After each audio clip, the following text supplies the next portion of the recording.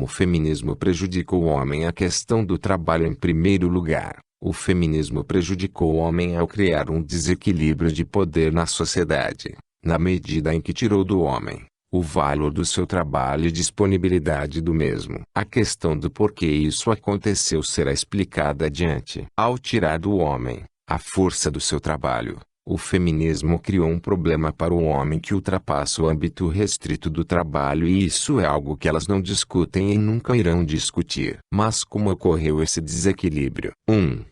O homem viu seu trabalho ser progressivamente desvalorizado. 2. O homem agora tem que competir com as mulheres no mercado de trabalho. 3. O homem vive sob mais estresse e sob maior pressão. Aqui estamos apenas discutindo o problema do ponto de vista do trabalho. A mulher, em nome de novos valores, passou a trabalhar e com isso se criou um exército de reserva no mercado de trabalho. A teoria marxista básica pode ser usada aqui para criticar o feminismo. Esse novo exército de reserva serviu basicamente para 3 coisas. 1. Aumentar o desemprego. 2. Diminuir o valor do salário. 3. Aumentar a competição entre homem e mulher. Até aqui nenhum problema. Errado. Há problemas. A questão é como isso desregula a sociedade. Existem várias teorias econômicas, dentre elas, se destaca uma chamada keynesianismo. Essa teoria diz que os problemas de pleno emprego não podem ser solucionados pela lógica de mercado e que o governo deve resolver esse problema, suprindo a carência de emprego na sociedade. No meu outro texto, intitulado O Keynesianismo Feminista, eu falo de como o Estado será usado no futuro para a promoção da igualdade de acordo com a ótica feminista. Mas por enquanto, vamos ficar na questão dos problemas enfrentados pelo homem no mercado de trabalho. A questão do trabalho passa a ser um problema num país como o Brasil. A implantação de uma lógica feminista num país como a Suécia e Holanda não parece tão destrutiva na medida em que as estatísticas de crimes violentos são baixas. Agora, esse problema se torna bastante sério no Brasil. Em função da nossa desigualdade social, o trabalho passa a ter um valor fundamental na vida do homem. A questão que é fundamental é que na nossa experiência atual, esse valor é infinitamente maior do que as feministas pensam. Qualquer feminista dirá a você que a mulher precisa tanto do trabalho quanto o homem. Mas os indicadores sociais do nosso país e as estatísticas de violência provam o contrário. As estatísticas provam que os homens sentem mais a pressão da falta de emprego e sofrem mais com os salários baixos. Provas objetivas da importância maior que o trabalho tem para o homem. As provas objetivas disso são as estatísticas de violência e de crimes. 94% da população carcerária no Brasil é constituída de homens. E isso não acontece só porque eles são mais agressivos. Eles simplesmente não suportam a pressão social, não suportam a tensão de uma sociedade cada vez mais exigente. Os crimes cometidos no Brasil são crimes de ideal. São crimes motivados pela necessidade a qualquer custo do homem se sentir incluído na sociedade. A inclusão social para o homem num país como o Brasil passa principalmente pelo trabalho. O homem sabe que precisa trabalhar para ser alguém na sociedade e ele não tem opções. Ou ele trabalha, ou ele está excluído da sociedade. Parte da violência doméstica que se convencionou a chamar de machismo, no fundo é resultado dessa tensão elevada. Tensão que vai ser liberada de alguma forma. As feministas não entendem isso e querem aumentar as tensões na sociedade, tornando as mulheres mais rivais dos homens do que já são, e isso vai piorar todos os indicadores sociais. Ou seja,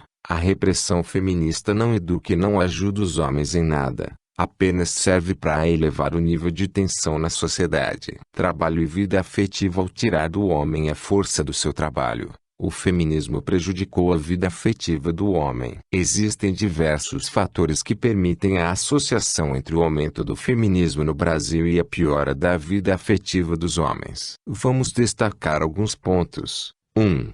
Existe a ilusão de que a maior liberdade sexual vai democratizar o sexo para todos os homens. 2. O homem sem trabalho é muito desvalorizado e perde totalmente poder nas relações amorosas. sendo rotulado como um homem fora dos ideais femininos. 3. A entrada da mulher no mercado de trabalho não sensibilizou as mulheres em relação às limitações do homem. Vou explicar resumidamente os 3 pontos. A liberdade sexual para todos é uma ilusão. Na sociedade brasileira isso é uma grande mentira. A educação das mulheres é condicionada pelos valores midiáticos e mercadológicos. A mídia e o mercado associam a felicidade feminina a um modelo de homem que é incompatível com a realidade da maioria dos homens da população. Isso cria uma exclusão social que determina os vencedores e os perdedores no âmbito dos relacionamentos. A verdade é que o poder, segundo os valores da mídia e de mercado,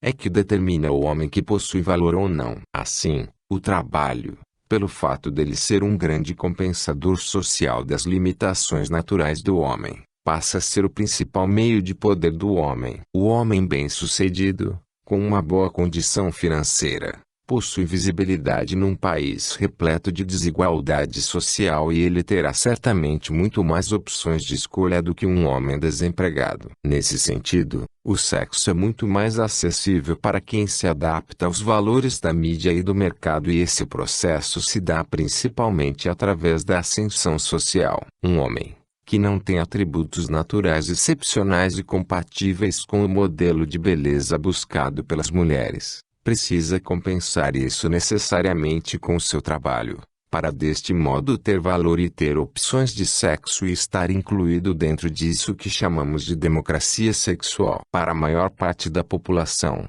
a vida afetiva será cheia de tensões e pressões, vista que os homens não terão nenhuma segurança nos relacionamentos, nem fartura de opções, uma vez que eles não possuem os requisitos necessários, nem os compensadores sociais tais como um trabalho bem remunerado. O homem sem trabalho fica impotente diante da mulher do século XX e a exclusão social do homem não se mede só pelo desemprego, mas também pela sua incapacidade de manter um relacionamento afetivo. Ou seja, a vida afetiva do homem não é menos importante do que seu trabalho. As teorias motivacionais atuais questionam a visão simplista de que os homens mais pobres trabalham apenas por dinheiro ou para sobreviver. Já foi provado que até mesmo os homens mais pobres e limitados querem ser valorizados e respeitados. Nenhuma empresa hoje em dia pode adotar a política que dá ao homem mais simples apenas garantias relacionadas às necessidades de sobrevivência.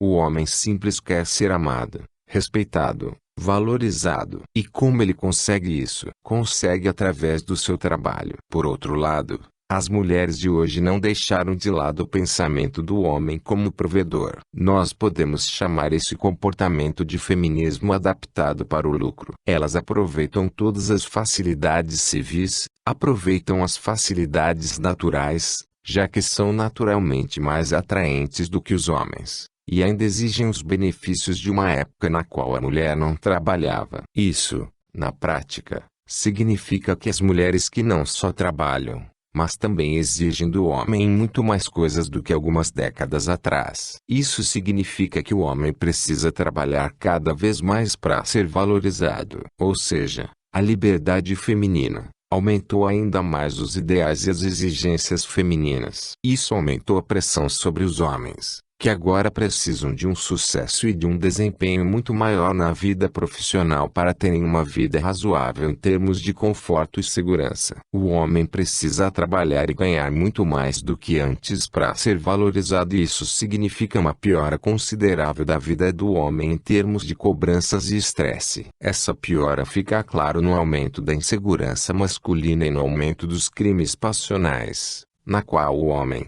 sob estresse muito grande, surta e reage de forma imprevisível. A entrada da mulher no mercado de trabalho não sensibilizou as mulheres em relação às limitações do homem. Como já foi dito, as mulheres não entendem a parcela de responsabilidade delas na crise do homem diante da falta de emprego ou diante de salários precários. O feminismo é totalmente insensível nesse aspecto. A mulher dos dias de hoje trabalha e só aceita se relacionar com um homem que tenha a beleza de padrão midiático, ou um sucesso profissional compatível com os sonhos dela. Mas essa mulher independente, Agora vê toda a vida e existência do ponto de vista exclusivo dela. Ela em nenhum momento se pergunta sobre as contingências, as dificuldades que um homem enfrentará na vida para manter o emprego ou um padrão de vida. Essa nova mulher exigente é ao mesmo tempo intolerante aos homens que estão abaixo das exigências dela,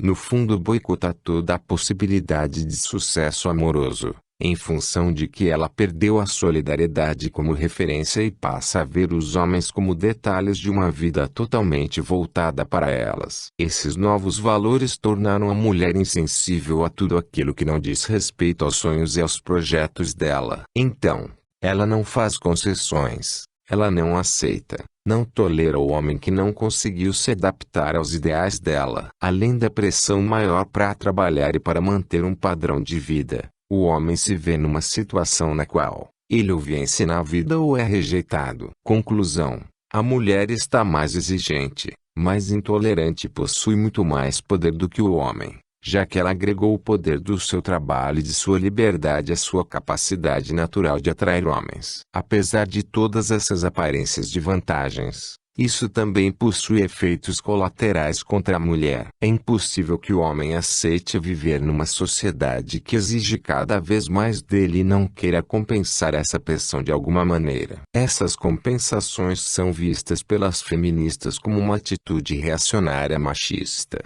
No entanto, a mesma sensibilidade que elas exigem dos homens, elas não imputam às mulheres. Ou seja, não existe nenhum projeto de educação feminista que ensine as mulheres a amar e a valorizar homens mais pobres e com uma condição social mais limitada. No fundo, a igualdade feminista é agregar poder às mulheres e retirar poder dos homens, porque é exatamente isso que está acontecendo. Mas essa balança de poder se desequilibrou há muito tempo e não só se desequilibrou, mas também criou um sistema de premiação de comportamentos sociais morais a partir de valores totalmente paradoxais que as mulheres dessa geração afirmam. Essa negligência é extremamente visível nos debates feministas. Elas em nenhum momento questionam os efeitos da tensão criada por uma sociedade que exclui cada vez mais os homens, uma vez que os ideais sociais femininos estão cada vez mais altos e são inflexíveis em relação à realidade. Ainda que nem todas as mulheres lucrem com esse sistema,